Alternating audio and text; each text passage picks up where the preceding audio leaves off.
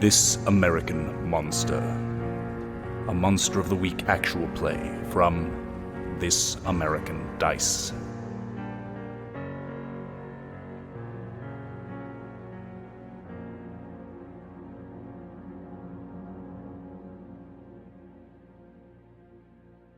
Last time around, we learned that we have a suspect, Roberta Hellinger, University of West Central Florida student, originally from Driefield, the place where Jed Stoltzfus's cattle were being attacked by something. Jed Stoltzfus's ranch is also an abutment to that state forest, the Swamp's Head State Forest. We know that the University of West Central Florida is near where our first victim was attacked, Chad Barker. And we know that just recently, Brett Salome was ripped apart by a creature who witnesses saw leap out and described as the cross between some kind of like giant cat, but the size of a bear, and it was terrifying. We also learned, or at least Ashton learned, that Sundry is talking like he's a man living on borrowed time. We all living on borrowed time. True enough. My concept for this is basically that Sundry has no memory of the night, of the events in the night in question. So what he does remember is being interrogated by the police and ultimately arrested and then indicted for murdering his wife. And basically what he remembers is getting really drunk one night, getting an argument with his wife, leaving, and then that's it. Like he got like blackout drunk that night. And so he doesn't know for sure that he didn't murder his wife, other than his abiding conviction that he would never kill his own wife. But like they had like a tumultuous relationship. The police were called to the house in the past. And so he's sort of an easy suspect. Ooh, what if there's a shot of like the cops kind of showing up, and we see that maybe Sundry is like passed out on the front lawn or something like that when they go in and find her body. Yeah. So it's like, oh, this seems like an open and shut case. This drunk country music star murdered his wife, kind of a thing, and he passed out on the front lawn. And to make matters worse, the last album that Sundry had recorded was almost like a country music Eminem style, like, here's how I'd kill my wife sort of song. Okay. So they played that in front of the jury. Yeah, we see a shot of them like playing this song for the jury, and there's a woman who's like, oh, she kind of like clutches her pearls and is like, my God, as they're playing this song. His first album was so much better. Yeah. The one that was just about how he had a stick in his boots. That was a good song. And then we kind of flash back to Sundry hanging out with that guy, Dave Massey, who's kind of the... and I couldn't get the picture to paste into the Google document. Dave Massey, the residence life administrator at the University of West Central Florida. The guy who was like, hey, could you just please call these parents and tell them about this? And I feel you were talking to Brett Salome's mother for a second, and then all of this flashback of your shit hit you. And so I think that's just like what we see as this woman's like, is Brett okay? Is Brett okay? Like on the other end of the phone as Sundry's just kind of like staring into the distance. Yeah. And he'll say, lady, I'm going to have to call you back.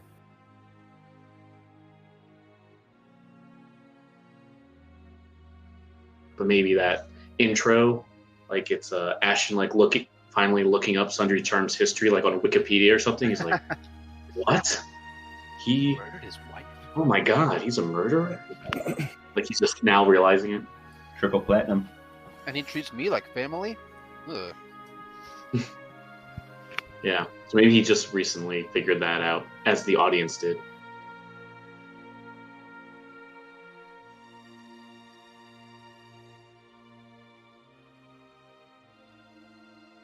I usually like to, in between these, have you guys have some kind of time that has elapsed, especially because like the cycle of the moon has been important in this story. Instead, I think we should just jump right back to where we were. It's probably like 4:30 in the morning or something like that. It's probably pretty late. Like morning is approaching pretty soon.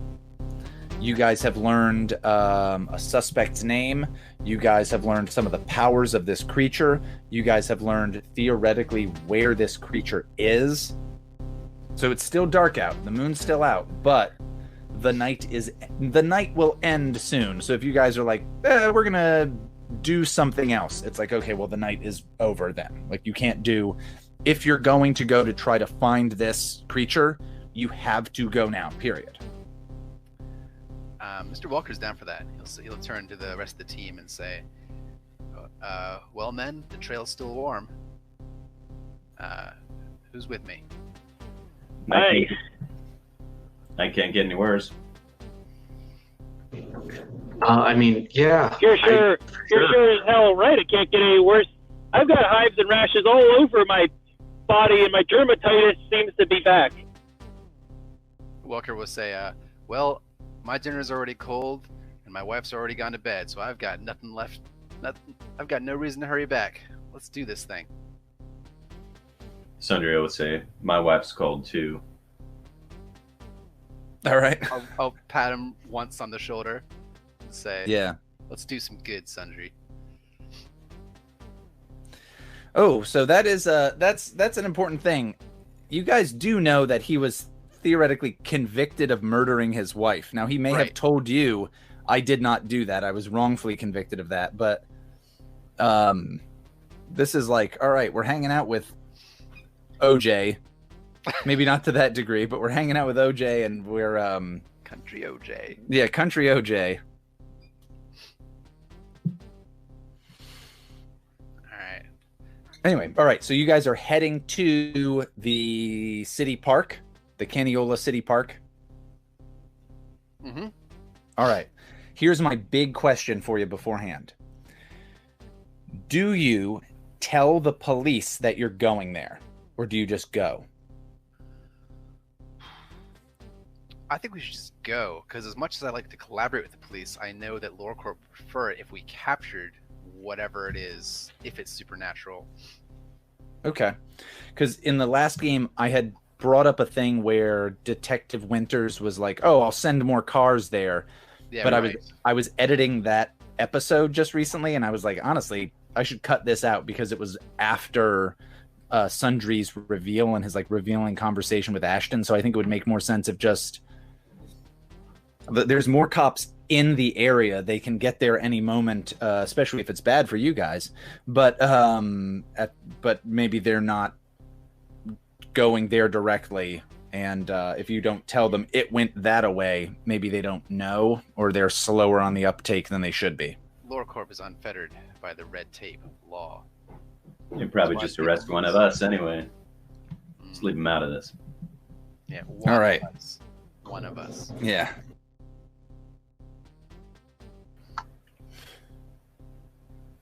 Okay. Cool. So yeah. So the game plan is for you guys to head to the Caniola City Park, right? Mm-hmm. All right. We heading straight there? Or are we doing anything? Well, no. I said we have to head straight there. All right. Out there. Just I never mentioned this before. At the beginning of character creation, I picked armor as a trait, like heavy armor, and I kind of figured him as like always wearing it, but it's never really come up. But when we're going on a mission, for sure, he'd be wearing that. Maybe it's in the van. Sure. Yeah. He straps it on. So we've got we've got Mr. Welker, who we normally see like in does he normally wear kind of like a shirt and tie and jacket kind of a deal? Yep.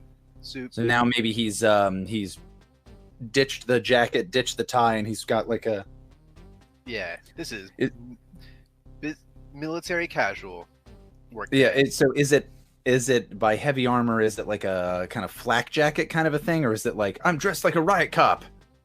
The book makes a distinction between like a Kevlar vest and then the next step above that is heavy armor. So I guess it would look pretty unwieldy. Like it might look like like a full body armor vest, I guess. Yeah, so you get into this van, and you in between talking at the University of West Central Florida and being at Caniola City Park, you are now, when we next see you, you are like not subtly wearing this armor. This isn't even like, oh, I'm wearing a vest over my shirt. This is, you are bedecked out in this stuff and maybe have like a helmet on. Nice. And you can tell just at the top of the armor on my chest, I've changed ties too, because the last one had gotten sweaty. Exactly. Okay. So you guys are now at the Caniola City Park, and there are police nearby for sure, kind of like looking around because they're like looking for whatever happened in this area. And a crime had occurred in Caniola City Park that is similar. So it would be nuts if the police weren't here, but they haven't devoted a ton of resources to being like, oh, let's get a huge number of cops out here, in part because I think they're waiting for like animal control.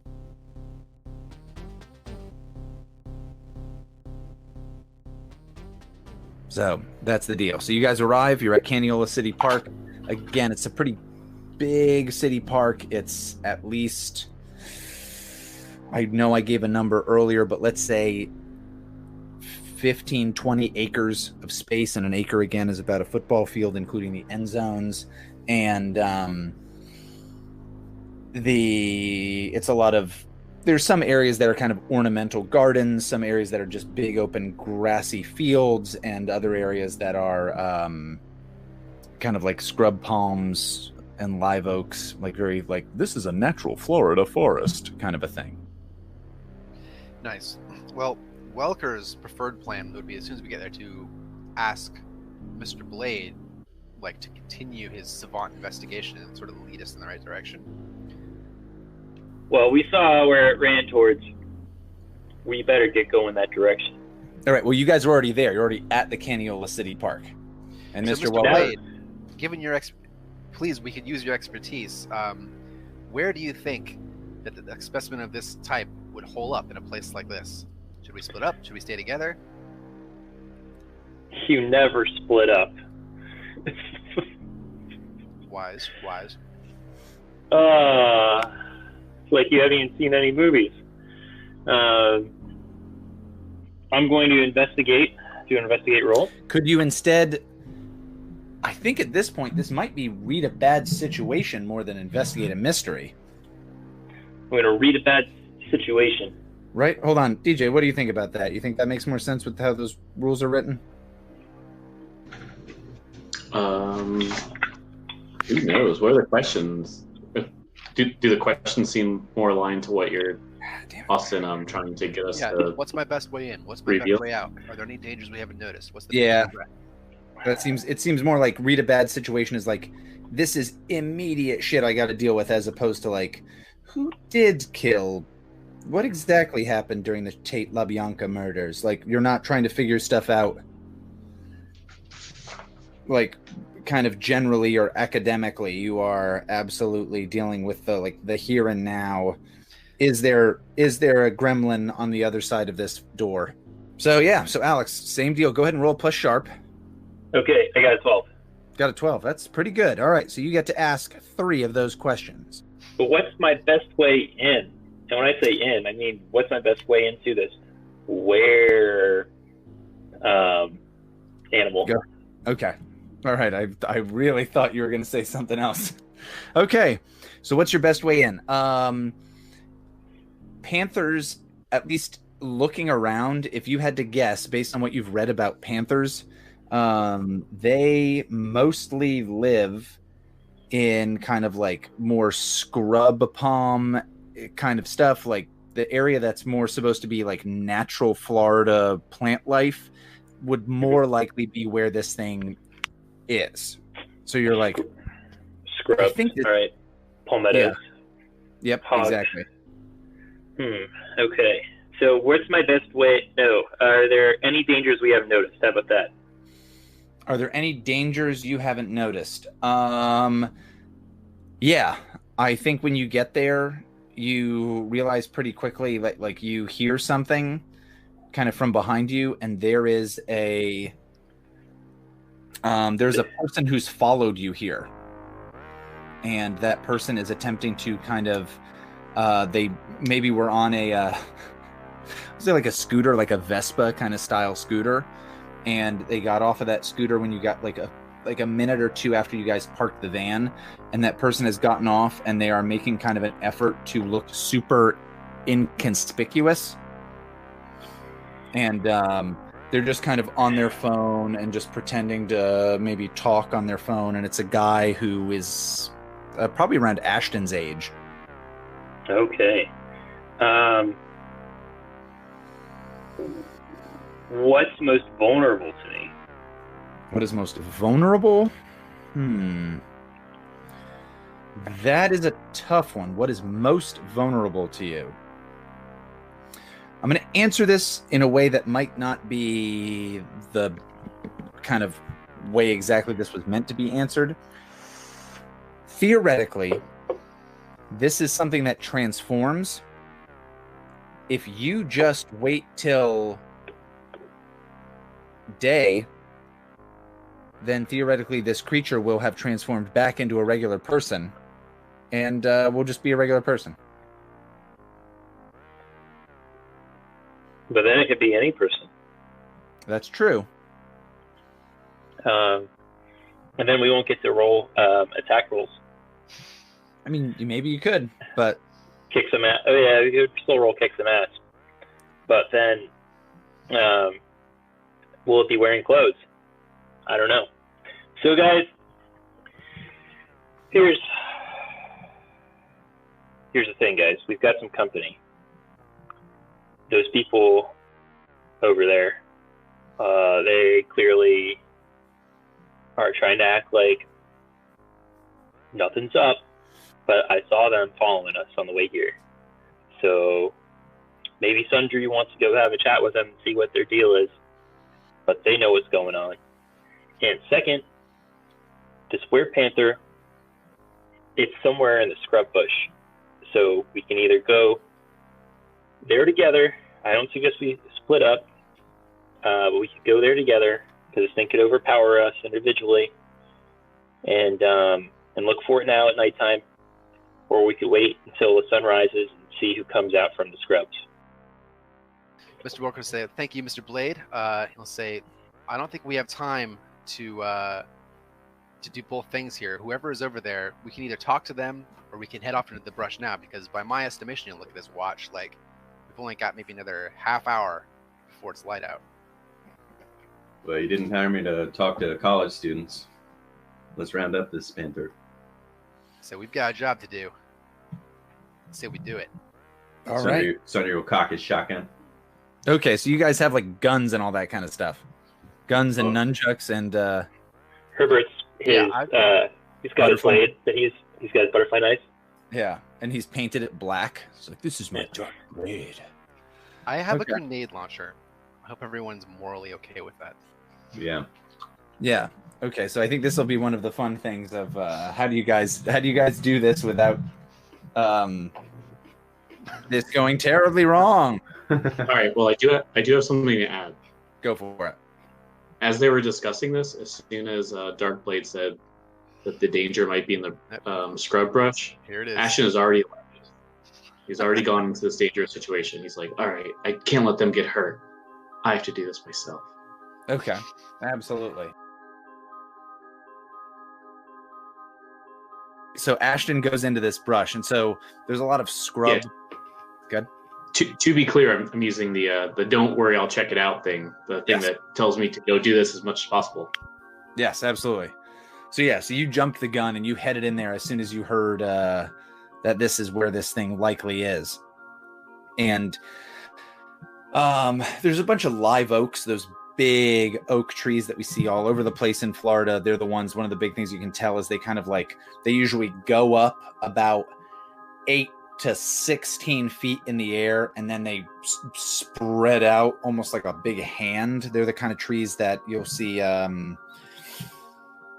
literally all the fuck over Florida. So You've got lots of these trees, and they're kind of creating a bit of a canopy. But before you can get into that canopy, there's these kind of scrub palmettos, and the scrub palmettos range from about like 3.5 feet to maybe 5 or so feet. And there's trails that go through this that Ashton can probably more likely follow. Here's the deal, Ashton, and I've yet to have anybody make this roll. Could you roll? Act under pressure. That's the pressure. That's the move. Could you act under pressure for me? Roll plus cool. I'd love to. I'm so cool. So fucking cool. We turn. He's got happy on. He's knowledge. smoking. Whew, all right, 7. That was closer than I would have liked. 7's not terrible. Cool. Okay, so, I think you kind of are. You go in there, and you're kind of walking around, and you're looking, and it's darker than you thought it was. You kind of factored on there like more of this light from kind of the surrounding street lights and other stuff kind of piercing into this, but the scrub palmettos are just tall enough where it kind of blocks that out. And by the time you get into the canopied area of the live oak trees, it's darker than you thought it would be. And you're kind of like stumbling over stuff. And I think at some point you fall and kind of your shit goes spilling out of your pockets just in time for you to hear the noise of just this panther growling, and you see these 2 green eyes that are lit up and are like approaching directly towards you. But you've not been pounced upon by this thing. You're like, whoa, shit. Meanwhile, we're back with Sundry, Mr. Welker, and Herbert Darkblade 69 Kmoch. And they're kind of like just outside of the van, and they're talking about this person that they see on this Vespa who's like talking on a phone, like, yeah, absolutely. Yeah, 100%. Yeah, that's when? Where should we go? Yeah. Well, yeah, I'll get that there. That won't be a problem. So they're just going important on. Business call at like 5 o'clock in the morning. Yeah, it's basically like almost 5 o'clock in the morning, and this person's like, 100%. I'll send it right away. Yeah. Yeah, we'll tell her to fax it. As intriguing as that is, I'll turn to the rest and say, "Where's Mr. Greene? Did anyone see him leave?" Oh shit! I say he's so brave. It's time to follow the leader of the moment. Let's follow his example. Let's get in there. Men, stay behind me. I feel I'm most equipped for this situation. I have had training. I've read the entire manual from Lore Corps basic training, and I am prepared for this eventuality. Like have his grenade launcher out and his vest on and like start marching off into the brush. Okay. Cool. Mr. Welker, could you, or actually, no. Okay, so I think you're going to run into, if you guys, does everybody head that way, or does anybody stick around or go in a different direction than where Mr. Welker's going? No, we'll go. Okay, so all of you head that way. Then in that case, either Mr. Welker or he's going first. Who do you think is pulling up the rear in this? From the responses I've seen so far, I'm going to guess it's Mr. Blade. Mr. Blade, do you think you're the last one hit? Yes, he's falling behind, but eating a candy bar. Getting some real Dennis Nedry vibes. Yeah. So you're kind of the last one, and could you also roll act under pressure, but give yourself a +1? Well, I rolled a 12, so I don't think it matters. All right. Well, you rolled a 12. He's not very cool, so I think he's -1 cool. So he got a perfect 12. You're +1 cool. Oh shit! I got a 14. Nice. Okay, so you got a 14. You guys kind of like start heading that way. That person who was on the Vespa starts. You notice that they're definitely fucking around with the van. He drops the candy bar and he's going to roll contrarian. So then he's going to do everything contrary to what Mr. Welker said, and he's going to sprint back towards the van, and he's going to go after these pieces of shit. And he's going to mark an XP. All right. Yeah, man, that works. Yeah, so you run up and you see a guy who maybe looks like he's Ashton's age. He's just like kind of a skinny white guy with like a thin beard that maybe is more kind of Van Dyke shaped goatee style. And he's got kind of sideburns, but again, everything's real thin, and he's kind of got like blonde hair. And you kind of run up to him, and when he sees you, he's like, get what you stay away, man. No, you stay away. What are you doing fucking with my van? I think he pulls out I think he does have a knife out. Okay. Looks like you brought a knife, and then he opens up his trench coat. It's definitely a Hot Topic trench coat. Uh-huh. You wearing a trench coat the entire time? Yes. Okay. I don't have to change my mental image of you at all. Yeah. Okay. And you open up your trench coat, and what's inside? He has a shotgun. And this guy, you see, like, he looks scared, and he's like, "You stay away. You get the hell out of here. You're a stalker. You're a stalker. Get the hell out of here." You guys. He's gonna shoot his Vespa. You're gonna pull up the thing and shoot this guy's Vespa? Yeah, I'm gonna shoot the Vespa and tell him better answer my questions. All right. You better answer my questions henceforth. Kind sir. Okay, so I think that this is going to be a kick some ass roll. Even though you're theoretically not attacking him. If that would theoretically intimidate him, then it could be a persuade. Was it? Yeah, I think. Let's do manipulate someone. Yeah, I could buy that. Yeah. All right, so go ahead and roll plus. What is it? Roll plus charm. All right, I got a 5. All right, you got a 5. So you shoot this thing, and you're like, "Why don't you answer my questions?" And I think this guy's leapt on you, and I think this guy leaps on you, and he's gonna hurt you pretty badly. Yeah, this guy's gonna do you. I think, like I said, he has a knife. But I think he only does 1 harm to you.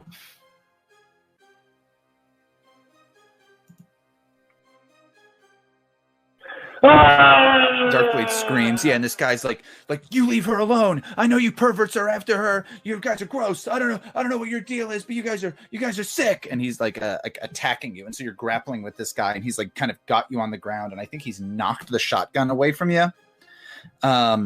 And he's kind of wrestling Herbert. Meanwhile, Ashton, you've got this creature that's kind of like looming towards you. And it is enormous. It's kind of like you could see a little bit of light cast on the thing. You can mostly just focus on its eyes that like some light is reflecting off of, and they're these kind of like bright green eyes, not glowing like I'm a spooky demon, but glowing like an animal's eyes. And they're pretty big, and based on where they are and based on how loud this thing is, it's like a cat noise, like a cat's breathing mixed with a dog's growling. And it's of such a volume that even if you weren't able to see kind of the looming shadow of this thing, you would know it would be huge. But yeah, it's like the size of a bear, and it's kind of like looming, like coming right towards you. Okay, I guess I'm gonna run away. So that sounds like another cool roll, right? Or another. Oh, like an act under pressure? Yes. Sure. Unless you have like a I escape move. No. Because not trying to attack me necessarily, right? This thing is absolutely going to attack you. It perceives you as the threat, as something that was stalking it, and it's going to try to attack you. Yeah. Are you going to try to get out of here or attack it back in some way? No, I think Ashton remembers, like, oh, just like I was saying, like, oh, if a shark attacks you, got to bop it on the nose. So he takes out his nunchucks. That sounds like a kick some ass roll, because this is a 9-foot panther monster. It seems like it would be capable of fighting back. You already know it's killed 2 people and numerous animals. Okay. Oh yeah, and I guess that would make sense. Maybe he was like holding his nunchucks as he like scrambled through, so he lost all of his other stuff, but holding on dearly to these. I mean, he's not very tough anyway. Oh, wow. Oh, I rolled pretty well. A 9 though. Roll the 9. All right, so. Okay, so on any success, you and whatever you're fighting inflict harm on each other. So, what is the harm of Ashton's nunchucks? Okay, so normally they don't do that much, but yes, maybe shocking the audience of this made-for-TV movie. Maybe like the actor playing Ashton, which I've described as Michael Cera. Just you don't see his face anymore, and it's an obvious stunt double who's doing like ridiculous nunchuck moves. So it's like, oh, he must be really good.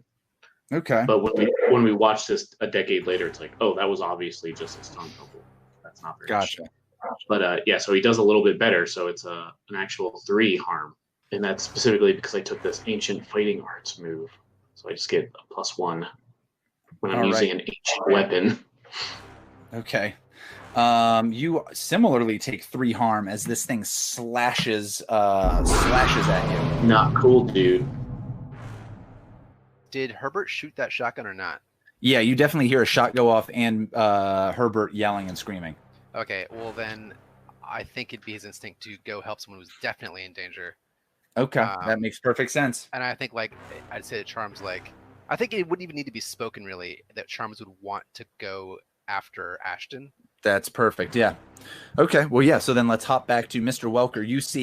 You kind of turn back around and take a few hustled steps over, and you're able to see, you see another, like a young man, like on top of Herbert, and he's screaming like, "You leave her alone! You guys are perverts! What's wrong with you? You're stalkers! You leave her alone!" All right. So I'll as calmly. And this guy definitely has a knife in his hand. Calmly, in like a calmest voice as possible, he will take out his shotgun and say, "Sir, I'm going to need you to unhand my colleague, and we can discuss this in a more reasonable manner. Please step away from Mr. Blade." And, she cocked the shotgun. I think this guy's like you need to leave her alone, and he tries to grab Herbert Darkblade 69 Kmoch in I'll kill him, you leave me alone, almost like try to use him as a human shield. Darkblade I'm gonna do a roll harm. I'm gonna flip out my tactical now spray painted banana, or not banana knife, probably banana. You take out a banana, you eat it, and you're like, banana, and your muscles get big. Okay. And I'm gonna try to stab him right in the leg. Okay, well, I think that's going to require... or parry his small knife with my knife, have a small knife fight, like a Jean-Claude Van Damme movie. So I think just getting to that, because I think he's got you in a position where you're kind of, I don't want to say at his mercy, but you need to essentially act under pressure in order to get to that and get yourself in that situation. So he's not expecting you to do this, but doing it without him responding first is going to be difficult. So could you roll plus cool for me, Alex? Yeah. What's my cool? I don't have that. Your cool is 1. 1. Hell yeah. I got a 7. You got a 7. All right. And if I get +1 from Contrarian, then I got an 8. But I don't know if I'm still getting that. Do you continue to get it? Is it an ongoing bonus? I think it is. Once you. Yeah, it's pretty crazy. Contrary, When you seek out blah blah blah, you do something else instead. Mark experience. If you do exactly the opposite of their advice, you also take +1 ongoing on any move. Okay, well, 7 or 8 is the same. But here is the thing that I think the pressure you're going to get is you can pull this knife out, and you and this guy are kind of like grabbing at each other, and you can absolutely fight this guy. Here's the middling result that you get. You're Mr. Welker. You realize if you shoot one of these guys, you're shooting both of them. Classic. So you're like, yeah, you're in a situation where you're like, with this weapon, if I shoot either of these dudes, the other one is definitely getting severely hurt. All right. And I say either one because you might just want to kill Darkblade. I don't know. I don't know what's in your heart. Best not to ask. Okay, well then, as soon as I have an opportunity, then I will set aside or put my gun back and just try and like help him break them apart, like in the melee. Awesome. Okay, so you're like, oh, and you kind of put your gun down, and then we hop over to Sundry. So Sundry, you are heading towards these kind of scrub palmettos, these live oaks. This is where the state park is more kind of like a forest arboretum situation.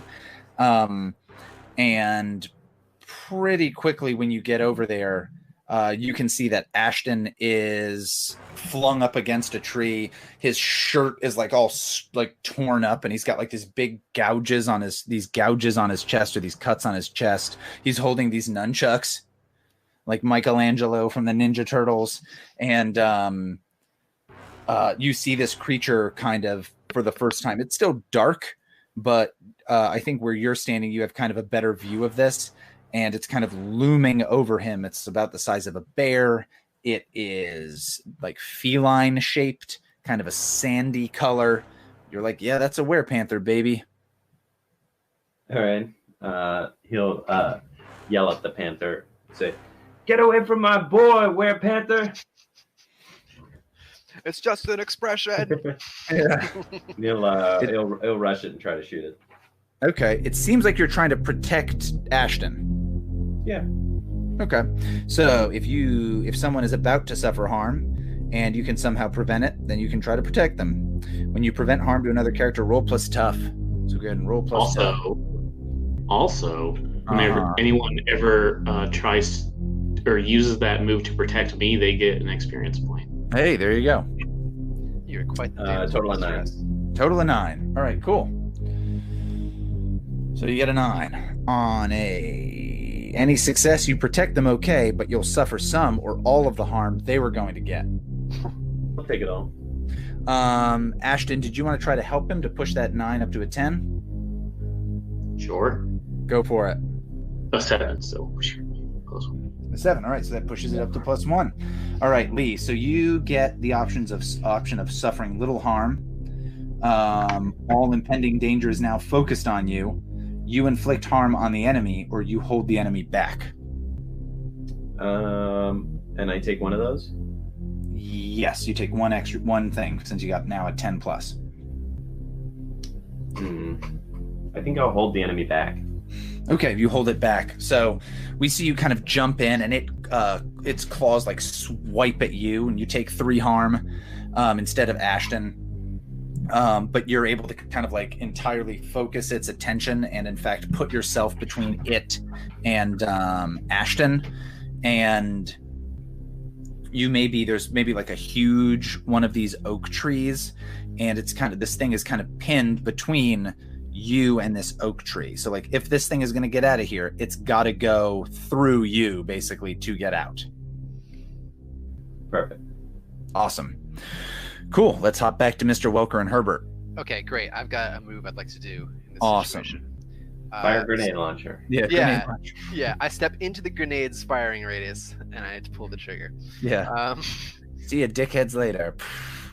So I have a move called Leave No One Behind. Mm-hmm. In combat, when you help someone escape, roll plus sharp. And then blah, blah, blah, based on what I get. Okay. So you're just trying to help him get out of here. So what I would picture, if this is okay, would be like, while they're on the ground, like get behind this other guy, like put him like in a chokehold and like drag him away. Mm-hmm. I don't know if that's like cheating by having him both be in my custody and helping him escape, but that I feel would be the ideal solution. I think that's going to be more either a protect roll or a kick some ass roll, because you're not just like, come on, and you yank Herbert out and you guys are both running out the door as people are shooting at you, kind of a thing. It's instead more like you're neutralizing the enemy in an attempt to get him out or to help him out. I could definitely go without like neutralizing him, but I don't want the escape to result in us both leaving this scene. Like I'd like to stay in this guy's vicinity. So would this work? Well, yeah, then you're not escaping. Cool. Okay. So if your main goal is to help Herbert, it's a protect roll. If your main goal is to neutralize this guy as a target, then it's a kick some ass roll. All right, I want to neutralize him. Awesome. And may I ask what your game plan is? Grenade launcher. Exactly that. Grenade launcher. my weapons are far too lethal, I feel. Okay. So I'll basically try and get him like in a chokehold where he's like incapacitated. Gotcha. Okay, awesome. Go ahead. Roll plus tough. Okay, let's see. I got a total of 9. Total of 9's pretty good. Herbert, would you want to help Mr. Welker to kick this guy's ass? Hell yeah. All right, go ahead and roll plus cool in order to help him.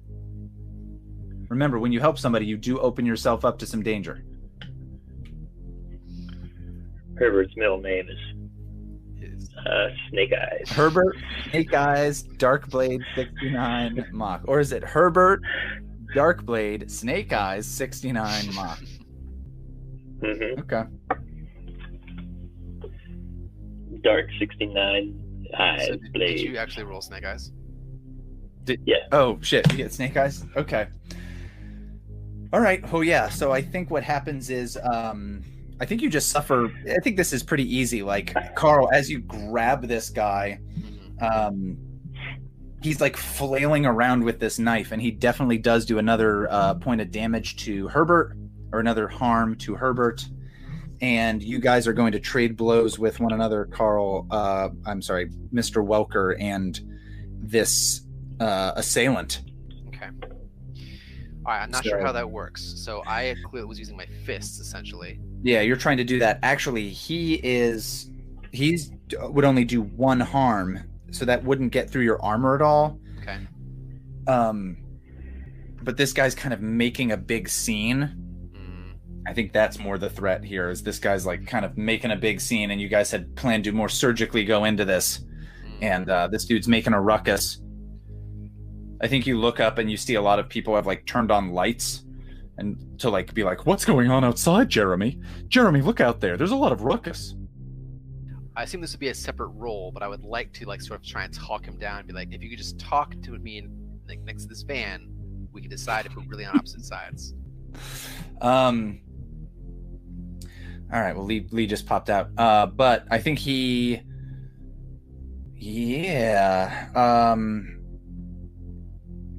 this guy is like yelling that you guys are your stalkers. I think he's yelling like, you leave her alone. And I think he like yells to like kind of the distance of like these guys are perverts. These guys are he's yelling that stuff. I'll say to this guy, listen, what do you think is going to happen to this person you're trying to protect when you call down every cop in a half-mile radius? You know that she's done. You know what she's done.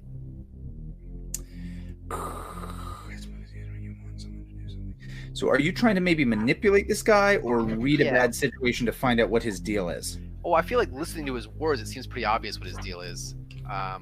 So I'm trying to manipulate him to just like stop trying to call down the fury of like every bystander within shouting distance.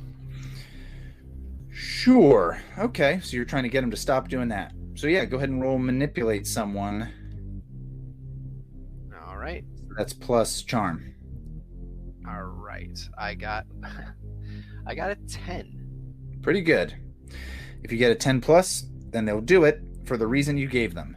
And they're like, this guy's like, well, you guys need to get the hell out of here, or you're gonna get in trouble. I say, we signed up for this trouble, sir. This is our job. And I think he just kind of points. He's like pointing the knife kind of at you guys, and kind of tries to back away to get on this scooter and get out of here. I'll say, listen, you know what we're gonna find in there, and unless you can give us a reason not to take it in, things are going to go very poorly for her. And it seems like you don't want that.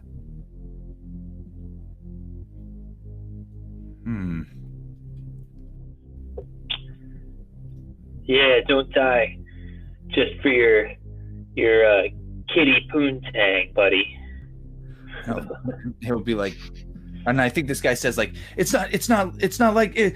Shut up. She didn't do anything. She didn't do anything. You guys are crazy. You're taking this. Oh, this is nuts. But yeah, he's kind of trying to back up to get onto this thing. Did he actually shoot that scooter or not? Alex shot the scooter, and I think this guy gets on the thing. Thank you for reminding me that he did that.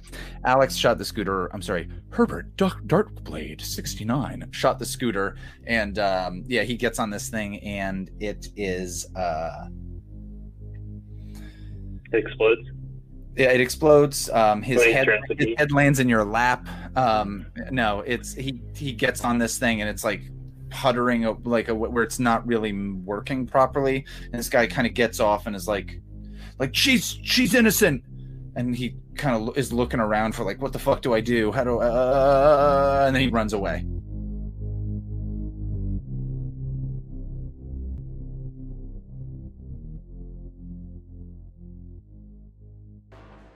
Sundry and Ashton. All right. At the moment, this thing is in a position where to get out of here, it's got to go through Sundry.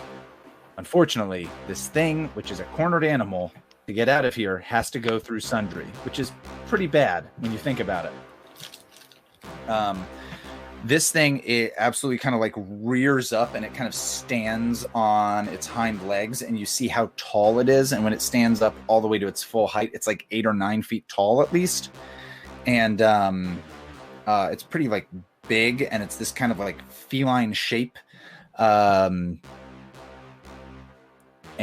it is going to just try to bowl through you guys if you don't do something to stop that. I'd like to kick some ass. Go for it. So what are you actually doing that might be ass kicking? So it's between me and a giant tree, right? Yeah. So ideally, what I want to do is shoot down one of the giant branches on top of it.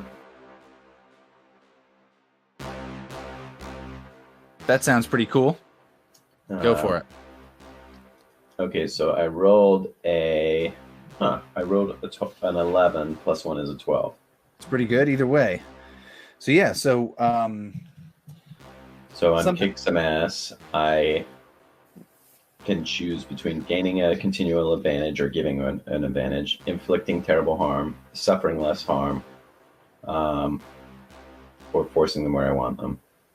Mm-hmm. So you and whatever you're fighting inflict harm on one another. Okay, so I inflict harm on it, and I can choose one other thing. Mm-hmm. I'll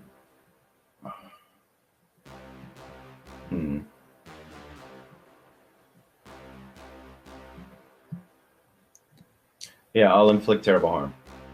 Okay, cool. So you shoot this thing. I think it kind of rears itself up, and it once again slashes at you and hurts you. You take another 3 harm. But as you fall down, you blast. What kind of gun are you carrying? You have a shotgun and an assault rifle. I'm using the shotgun. Okay. Yeah, the A team showed up with all their weapons to fight. I'm going to spend a luck point to ignore that. Okay, damage. Cool. Yeah, so it does that. You barely hop out of the way, but land on your butt and fire this gun into the air. And maybe you were planning to do this, but it kind of like happens, and a big branch falls down on this thing and kind of clonks it in the head, and it kind of knocks over for a second. And you chose to inflict terrible harm, right? Terrible harm. Yeah, I think it's there, and it kind of stops moving for a minute. So you have this massive thing, again, like the size of a bear, and it's under this big, heavy tree branch.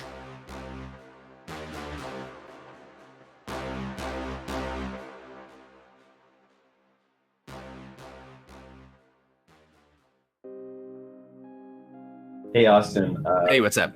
Whenever I spend a luck point, someone from my past will reappear in my life soon. All right, well, cool. It sounds pretty good. We hear this shotgun blast, and Mr. Welker and Herbert kind of book it toward the live oak area, the more kind of naturey arboretum zone, and we kind of return from the commercial break with a shot of this creature underneath this branch, and Sundry kind of on his butt with this shotgun and kind of getting up, and you see that there's a person already standing over it, and it's the same man who you had seen in the bar at the beginning of the night. Oh, I'm seeing that. Yeah, so Sundry is seeing the same man that he saw before, who kind of spooked him at the bar. Did he give his name? No, he did not. Okay, so the man in black. And yeah, and this guy says, like, looks like you bagged yourself another big one this time. Last one got away a bit, didn't it? What do you mean the last one? This is my first werepanther kill. He's like, set yourself up as a monster hunter with these fellas, didn't you? That's right. Fishman slipped through your fingers. Just got its babies up, sent off to that big company. Well, sure. And I think this is like weird that this person would know this information at all. What are you doing out here, sir? And he's like, woods are dangerous this time of night. Man buys a cow. He wants to make sure it doesn't wander into the woods and doesn't get too hurt. Sundry's like, sir, this ain't a cow. It's a werepanther. And he goes, it is. I'm just looking after my cow. And I'm wondering. And he looks down at his watch. And he's like, I don't know how much milk's left in this old thing. And that's theoretically only Sundry can see this person. Yeah. Maybe he can hear what I was saying, though? Yeah, sure. So you hear Sundry kind of talking to himself? Saying, that ain't a cow, that a werepanther. Are you going to shoot it or what?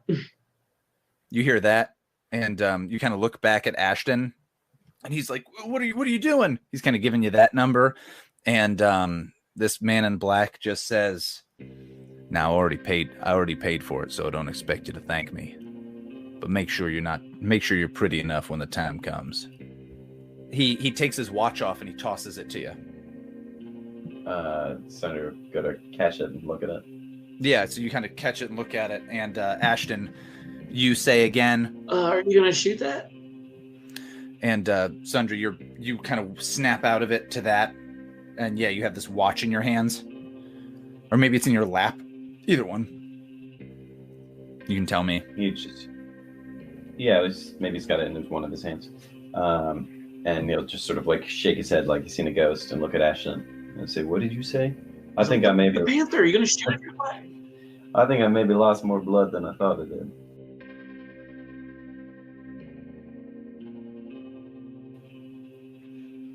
What's going on with the panther, Ashton?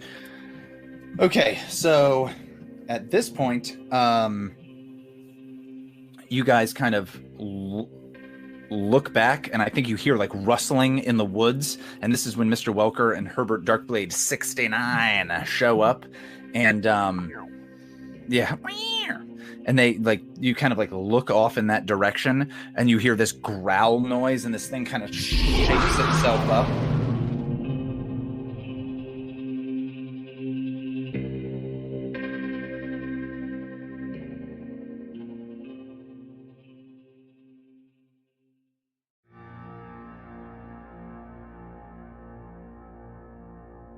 This American Monster is a production of This American Dice.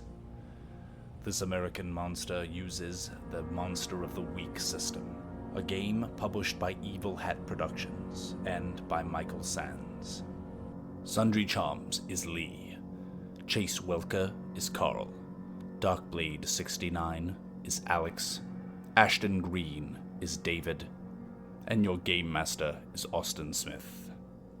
Our theme song is by Patrick Ross. It's called Sinlude. Additional music for this episode includes Winter is Coming Adagio, First Snow, by D. Yan Key.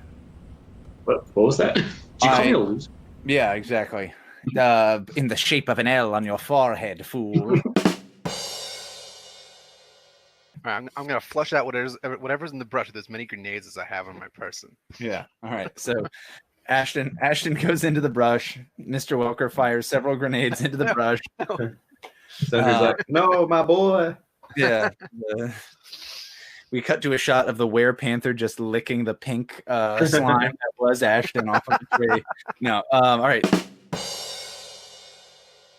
Poop, drink, but if one droplet of pee comes out, my God. Nope. A really heavy fart counts as a poop, by the way. If it's long enough, it counts as a poop.